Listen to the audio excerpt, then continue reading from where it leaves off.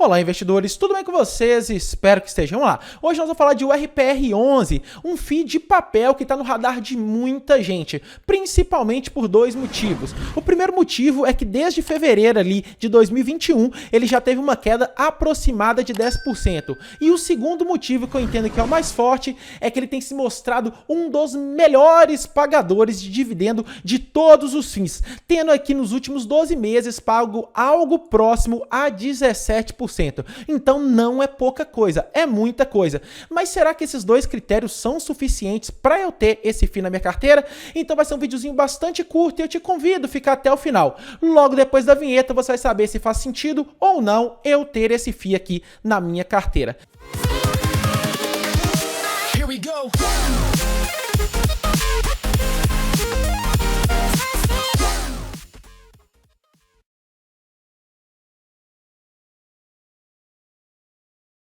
Então vamos lá, o primeiro ponto que merece bastante, mas bastante destaque em relação a esse FII. Ele tem muito pouco tempo de negociação, começou no dia 27 de agosto de 2020 a negociação ali pela B3. Nós sabemos que desde então ele opera no campo positivo, o que é um dado bom, mas não suficiente para eu decidir pela compra ou não. A administradora é a Vortex, essas são as taxas de administração 0,25, de gestão 0,95 do patrimônio líquido ano.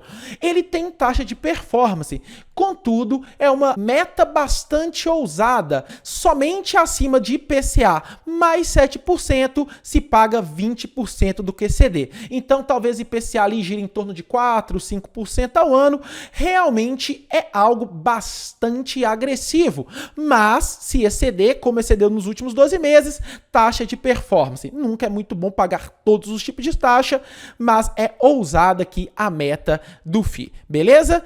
O que nós temos em relação a esse FII? Como eu disse, ele é um FII de papel muito focado, muito segmentado na questão imobiliária residencial. Ele não é grande, ele tem um patrimônio líquido ali próximo a 70 milhões. Então o que nós podemos esperar?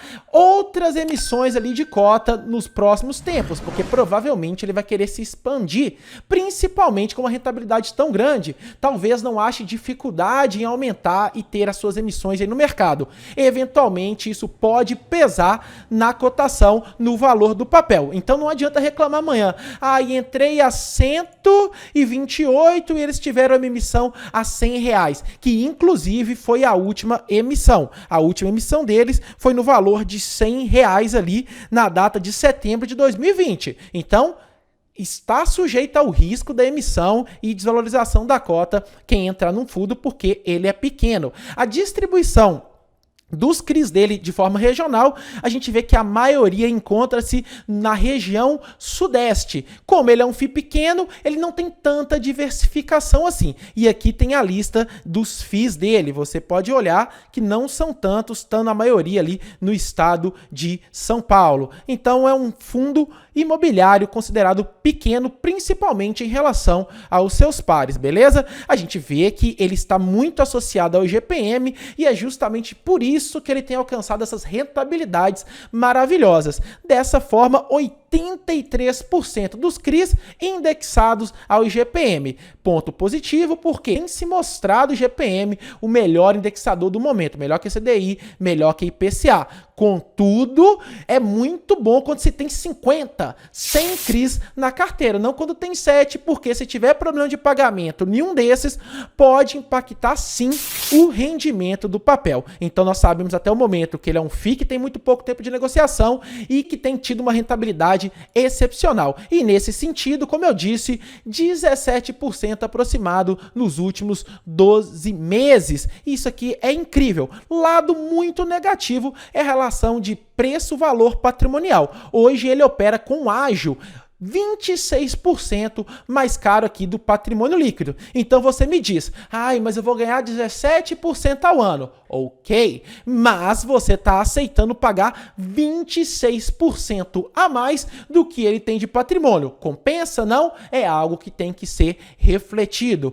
Na comunidade do Fund Explorer, a gente vê que ele tem nota 3,9 de 5, o que é uma nota razoável. Ali, a comunidade, cada um com seu critério, da avaliação, chegando a essa nota aqui, que está muito longe das piores, beleza?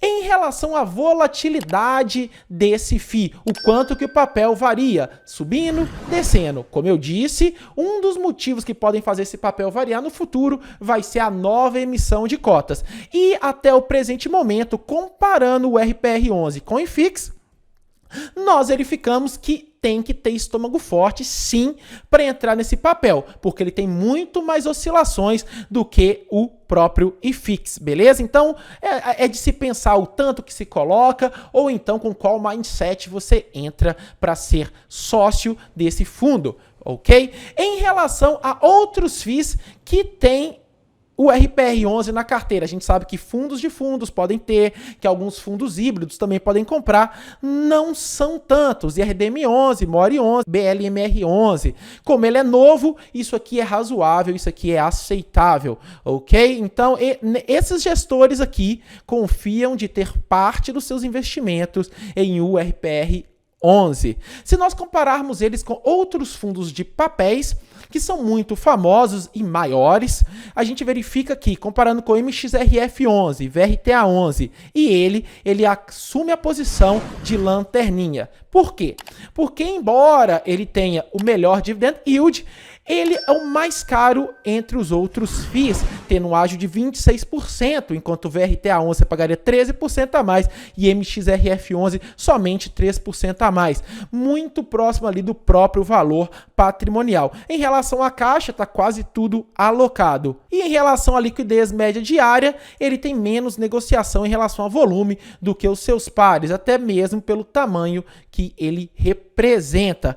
E se você me pergunta, então, desde o IPO de URPR11, o que teria sido melhor? Eu ter colocado meu dinheiro nele, no IFIX ou no Bovespa? Nesse curto período de tempo, o que teria sido mais vantajoso para mim? E a gente recorrendo à rentabilidade, nós verificamos que até o momento ele teria se mostrado a melhor opção de investimento. Então aqui a gente tem informações mistas. Informações mistas por quê? Porque ele tem uma rentabilidade maravilhosa. Ele está mais caro do que o patrimônio líquido dele. Ele tem outros gestores que confiam no futuro dele, inclusive alocam seu dinheiro. Contudo, o track record, o histórico dele é muito baixo. E aí você me pergunta, faz sentido ou não, então, eu colocar esse FII na minha carteira? Antes de mais nada, se esse conteúdo fez sentido para você, eu te convido a se inscrever no canal e ativar o sininho, principalmente para que você não receba a informação 10 anos depois pelo algoritmo lá do YouTube. E aqui é a trilogia perfeita e é tudo de forma gratuita. Entre no Instagram e no Telegram. Só agora nós temos 28 pessoas online, também de forma gratuita, discutindo o mercado e mais de 340 membros. E aqui no Instagram eu compartilho meus insights. Vai estar os links aqui no comentário desse vídeo e na própria home também do canal, beleza? Então, galera, faz sentido ou não eu ter Urca Prime na minha carteira? Sinceramente, não faz. E se eu tivesse, eu teria algo próximo ali a 1% da minha carteira. Por quê? Porque embora ele tenha uma rentabilidade excelente, ele está 26% mais caro do que vale. E nesse contexto ali, comparando com os pares, eu preferiria hoje, se eu tivesse um novo dinheiro para aporte, colocar em MXRF11, por exemplo, que embora pague um menor dividend yield, não negocia um ágio tão grande. Além do mais, o que mais pesa para mim é eu quero saber se esse crescimento e esse pagamento vai ser sustentável ao longo do tempo, porque ele tem muito pouco tempo de operação. Ele está no meu radar, ele entra no meu radar, tendo uma nova emissão de cota e tendo, eu vou falar aqui, nesse momento, no dia de hoje, eu não coloco, beleza? Eu espero que esse conteúdo tenha feito sentido para você. Galera, daqui pra frente nos vemos por aqui nas outras redes. Sigamos em frente, nos vemos em breve e tchau, tchau.